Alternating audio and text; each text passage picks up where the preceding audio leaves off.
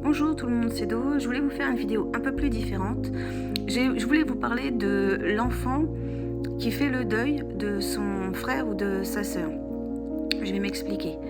Évidemment, quand on perd un enfant, le parent, il est sans dessus dessous, mais réellement, d'une douleur profonde, d'une douleur, une cicatrice qui ne s'apaisera jamais, tout compte fait.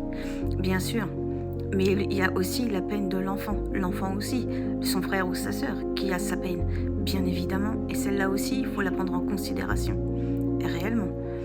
Parce que, en fait, en ne la prenant pas en considération, en restant bloqué sur la vôtre, c'est remettre encore une fois l'enfant qui n'est plus là au centre de l'attention. Je vais m'expliquer encore une fois. Évidemment, si l'enfant était malade, j'imagine bien que vous avez passé tous vos derniers instants avec l'enfant, que vous avez mis tout ce qui était possible, tous les protocoles possibles, que vous avez peut-être réuni des fonds, créé une association, été même peut-être dans un pays étranger, peut-être, tout ce qui est possible pour sauver l'enfant, et ce qui est normal, qu'on se comprenne bien. Mais pendant ce temps-là, l'enfant ou les enfants, même s'ils comprennent, ils ont aussi cette sensation d'être naufragés de la situation. Ça veut dire qu'en fait, ils subissent. Même s'ils le comprennent, ils subissent.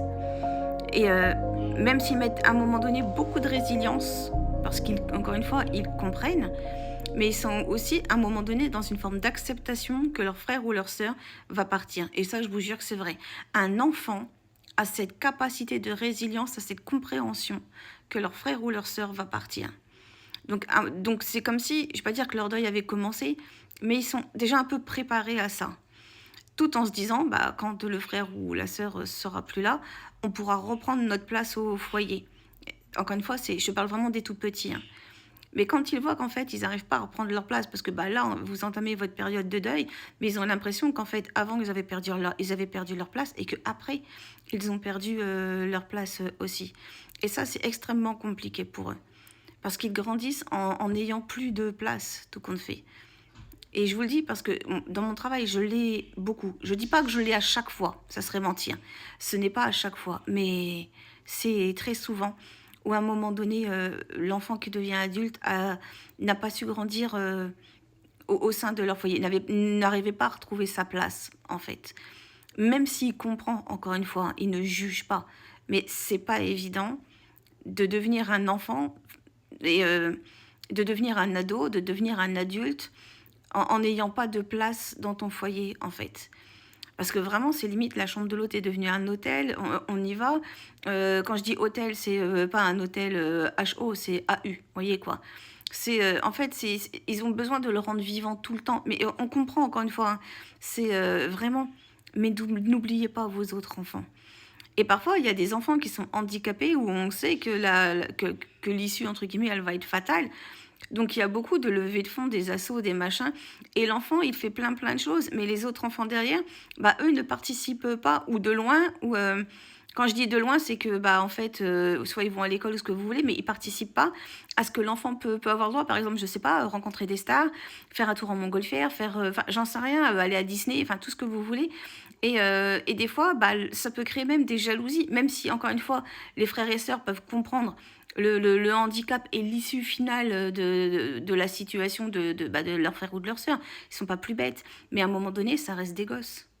À un moment donné, ça reste des gosses.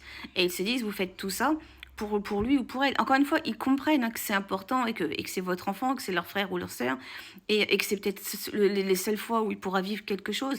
Mais eux, ils sont en train de se dire, mais nous, on le vivra quand ? Parce que bien souvent, vous êtes des parents lambda. Quand je dis lambda, c'est pas avec des grands revenus, qu'on se comprenne bien. Et ils se rendent compte aussi qu'à un moment donné, vous auriez...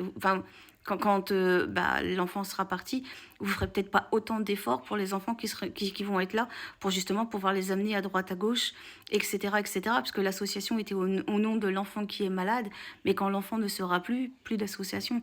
Ou à la limite, peut-être pour aider les autres enfants qui sont malades. Mais ça n'empêche que du coup, les autres enfants qui sont là, ça devient des dommages collatéraux parce qu'ils prendront conscience que tout ça, c'est fait pour eux.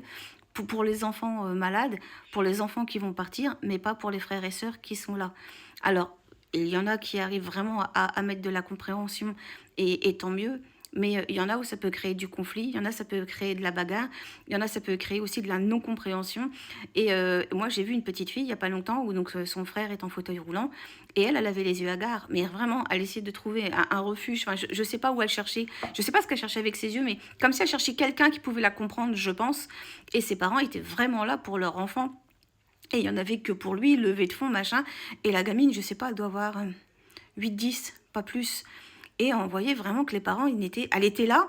Et je pense que franchement, les parents, elle est là parce qu'elle est là, quoi. Et je pense qu'ils ne font pas exprès du tout. C'est même pas je pense, et j'en suis même convaincue qu'ils ne font pas exprès de ça.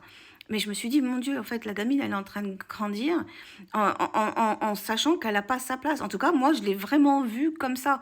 Et vraiment, s'il vous plaît, et essayez de prendre en compte les enfants ou l'enfant, je ne sais pas, selon la fratrie que vous avez, et voilà, et de mettre tout le monde dedans, même si on comprend que parfois, évidemment, il y a des particularités, parfois il y a des spécificités, parfois on manque de temps, et parfois c'est du temps contre la montre, bien sûr que tout ça, on le sait, mais en même temps, bah, quand on a d'autres enfants, on a d'autres enfants, voilà. C'est con ce que je dis, mais c'est une réalité aussi. Donc voilà, à tous une très très bonne journée, prenez soin de vous, prenez soin des autres, prenez soin de vos enfants et à très bientôt. Bye.